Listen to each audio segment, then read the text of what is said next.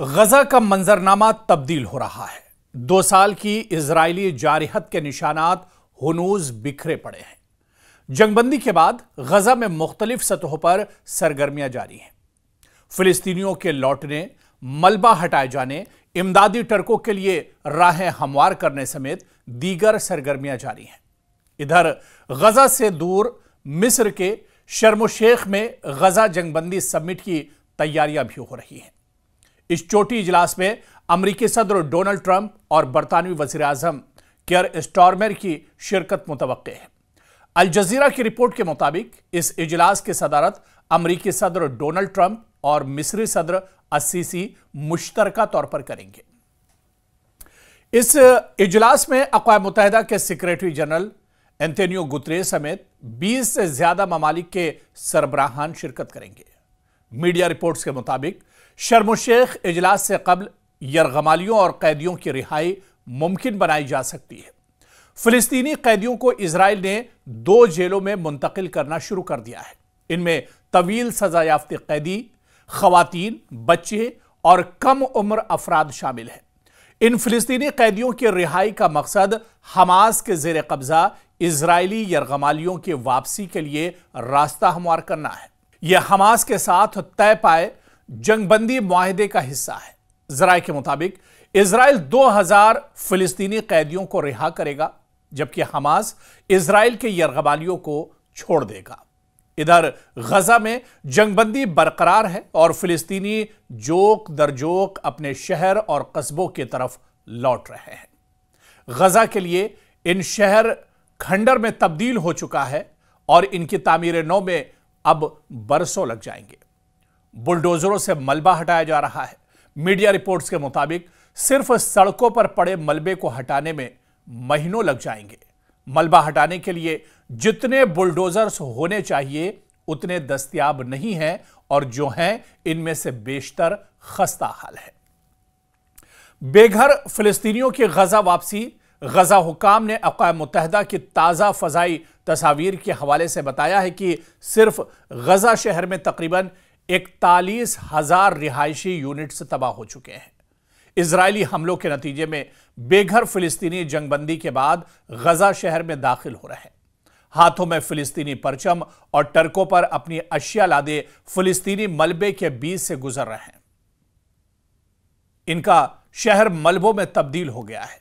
Media reports के मुताबिक 5 लाख से ज्यादा फिलिस्तीनी गजा में वापस आ चुके हैं।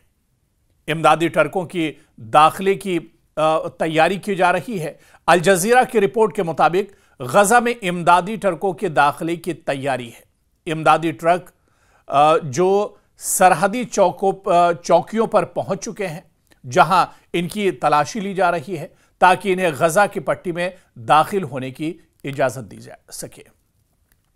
और दूसरी तरफ आप देखिए कि गजा में जहां पर फिलिस्तीनी अब लौटना शुरू हो रहे हैं, जहां पर फिर से तबाह बर्बाद हो चुके, नेस्तो नाबूद हो चुके, पूरी तरह से बर्बाद हो गया गजा, अब फिर से बसाया जा रहा है।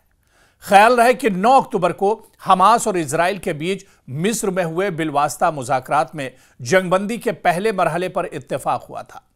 मुआहिदे की रूह से जो बंधक हैं इजराइल के हमास के पास, उनकी रिहाई के साथ साथ गजा में इमदाद की फराहमी भी शामिल है। 20 नुकाती मंसूबा अमेरिकी सदर डोनाल्ड ट्रंप ने पेश किया था और वाज़ेह है कि 7 अक्टूबर 2023 को हमास के हमले के बाद इजराइल के गजा पर थोपी गई जंग में कम से कम 67,682 फिलिस्तीनी हलाक हुए हैं, जबकि 1,70,000 से ज्यादा बेघर हुए हैं। 7 अक्टूबर 2023 को हमास के हमलों में 1,139 अफराद इजराइल में मारे गए थे और तकरीबन 200 को हमास ने यरगमाल बना लिया था। तो दरअसल ये मौजूदा तस्वीर है गजा के अंदर की। गजा में हालात तो पहले से अब बेहतर हो रहे हैं, लेकिन गजा एक तरह से लुट चुका है, बर्बाद हो चुका है। हर तरफ बारूद के निशान नजर आ रहे हैं, हर तरफ तबाही तबाही नजर आ रही है और ऐसे में अब एक बार फिर से गजा को आबाद करने, गजा को बसाने के लिए मिस्र में बड़ी बैठक हो रही है, क्योंकि 20 नुकाती जो प्रोग्राम मुतारिफ किया गया है, 20 नुकाती जो माहिदा है, इस पर अब अमल एक तरह से शुरू हो गया है। और ये 20 नुकाती माहिदा भी अलग अलग मरहलों में एक तरह से हो रहा है।